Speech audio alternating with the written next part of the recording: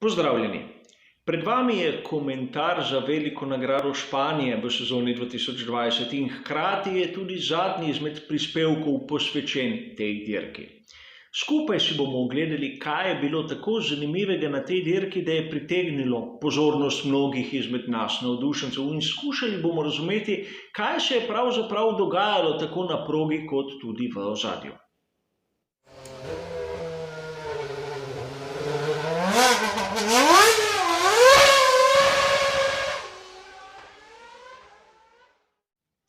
Večina nas navdušencev se bo strinjala, da je bil dvoboj, kot smo ga gledali naprimer med Ayrtonom Senno ter Nigelom Manselom na veliki nagradi Španije leta 1991 izjemen.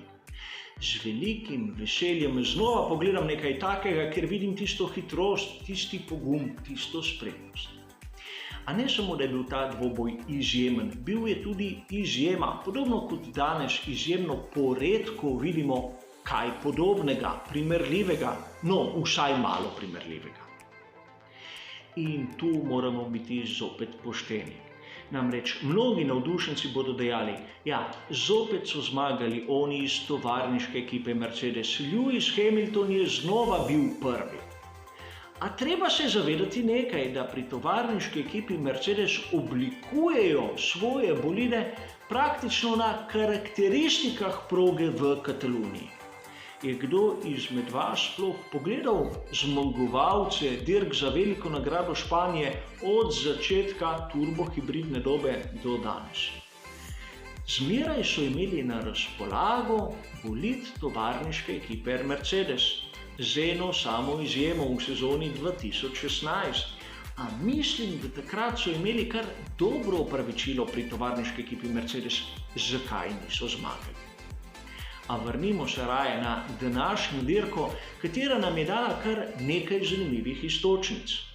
O vožnji Lewisa Hamiltona ne bom izgubljal besed, navadil nas je na take predstave, zato nič posebnega, samo pričakovano, čeprav je bilo izjemno visokega standarda. Od začetka do konca je kontroliral dirko in na koncu zasluženo zmagal.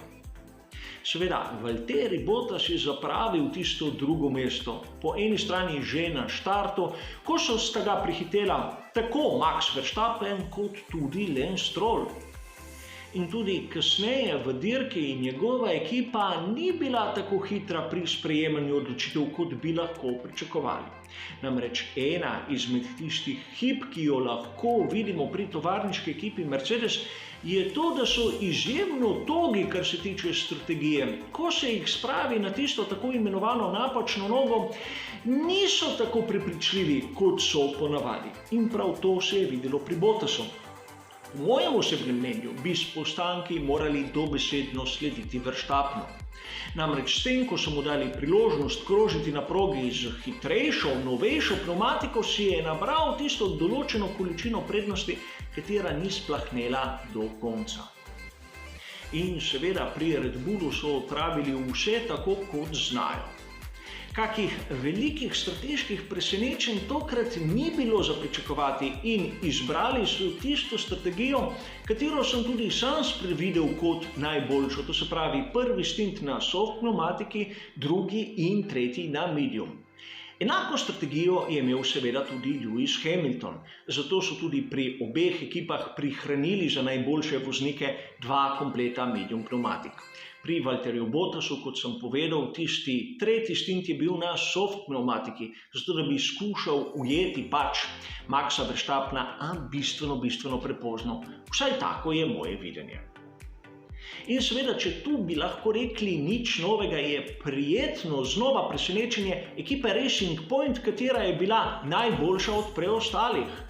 4. in 5. mesto, kar pomeni fantastičen rezultat za ekipo, katera je zmeraj v vrtincu, tako na progi, kot tudi izven proge. A tu bi rad nekaj poudaril.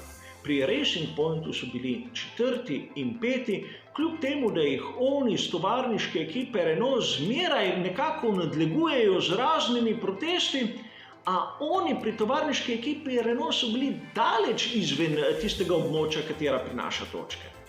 Gre mogoče tudi za neko zavist, ker so pri Racing Pointu toliko boljši od ekip z dobrim renomejem. In seveda, sedaj se treba ustaviti za trenutek pri McLarenu, kjer so z obema voznikoma bili v točkah in nekako karakteristike te proge so zopet poudarile tisto kvaliteto šasije MCL35, katera ni na nivoju RP20, da smo jo razumemo, a vseeno dosega kar lepo število točk in to z obema voznikoma. Seveda, Lando Norris je imel malce slabši dan, a vseeno je bil v točkah nekaj, kar naprimer v lanski, da ne rečem predlanski sezoni sploh nismo videli pri McLarenu. In sedaj se bomo za trenutek ustavili pri Ferrariju, kateri je pokazal eno izmed najslabših predstav na splošno v celotni sezoni 2020. Resno ne vem, če se da iti še globlje. Ne samo na kvalifikacijah, da sploh niso bili hitri. Tudi na sami dirki so naredili kar nekaj napak, katere množica navdušencev verjetno sploh ni opazila. Tisto, da je Sebastian Vettel začel na medium pneumatiki z 11. mesta, mislim, da ni bila slaba izbira. A klicati oba voznika istočasno v istem krogu v bokse ni imelo smisla, ukolikor je bil Leclerc na soft pneumatiki. Sebastian Vettel bi moral tedaj ostati zunaj, saj tako si sam predstavljam, da bi pridobil kar nekaj mest. In seveda tista čudna okvara pri Charlesu Leclercu. Sredi šikane se mu je ugasnil pogonski sklop, zvrtel se je, Charles se je odpel pasove, znova zagnal pogonski sklop, šel v bokse, da mu zategnejo pasove in nato odstopil. Ne vem, kaj bi rekel. Mislim, govorimo o skuderiji Ferrari, ne govorimo o skuderiji Alfa Tauri, pri njih se kaj takega ne bi dovolili. Če si voznik odpne pasove, pomeni, da je slekel rokavice in snel čelado, da je odstopil. Do takrat nima kaj delati takih manevrov, katerega lahko stanejo vsaj uvrstitve v točke.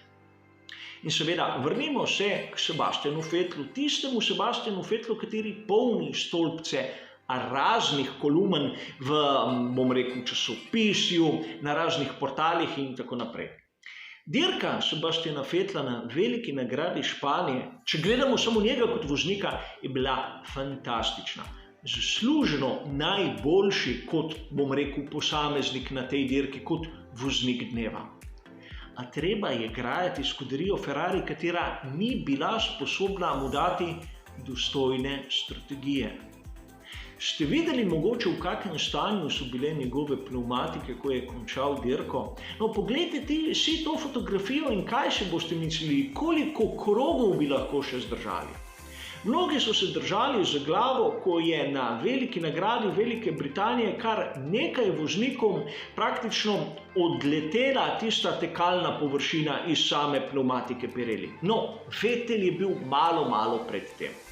Sedaj se je treba odločiti, ali gledamo na varnost ali gledamo na hitrost samega bolida, ampak o hitrosti pri SF1000 mislim, da ne smemo govoriti. In treba je še omeniti tisto dirko Aleksandra Albona, katera je bila strateško, če se mene vpraša, neke vrste polom, zakaj so mu pri Red Bullu nataknili tisto pneumatiko hard, če je imel strategijo na dva postanka, ni mi jasno in tudi razlika, ki jo vidimo med Albonom in Verstappenom, je seveda zmeraj večja. Mislim, da postaja že malce dolgočasno to, da zmeraj ponavljam, kako Albon praktično nas razočara, ko ne dosega tistih rezultatov, ki bi jih pričakovali od nekoga, ki ima na razpolago bolid ekipe Red Bull. A dobro, tam so odgovorni, kateri tudi odločajo o tem, kdo bo vozil. A osebno, resno mislim, za naslednjo sezono morajo izbrati koga drugega, koga boljšega, koga z več izkušnjami. In sedaj bomo potegnili črto, kjer vidimo, da skuderija Ferrari, katero sem omenil malo prej, še zdaleč ni nekako tam nekje na 3. mestu. Prehiteli so jo tako pri ekipi Racing Point, kljub temu, da so jim vzeli 15 točk, kot pri McLarenu. Kar nam da kar lep pogled v to, kako dobri so letos pri skuderiji Ferrari. In sam bi pričakoval, da bi pri skuderiji Ferrari iz dirke v dirko, iz prostega treninga v prosti trening preizkušali nove dele. In mislim, da jih niče izmed nas sploh ni videl. Po tistem kompletu, majhnem kompletu z velike nagrade Štajerske ni bilo nič, ampak tudi to sem že omenil. Na koncu tega kratkega komentarja bi rad citiral lep stavek, katerega je napisal Leo Turini. In mislim, da je Leo Turini vsem vam znana osebnost. Namreč povedal je, da sezona 2020 pri Ferrariju spominja na tisto sezono 1992. In kar je slabo pri sezoni 1992 pri Ferrariju, je to, da je sledila sezona 1993. Toliko o tem dogajanju na veliki nagradi Španije.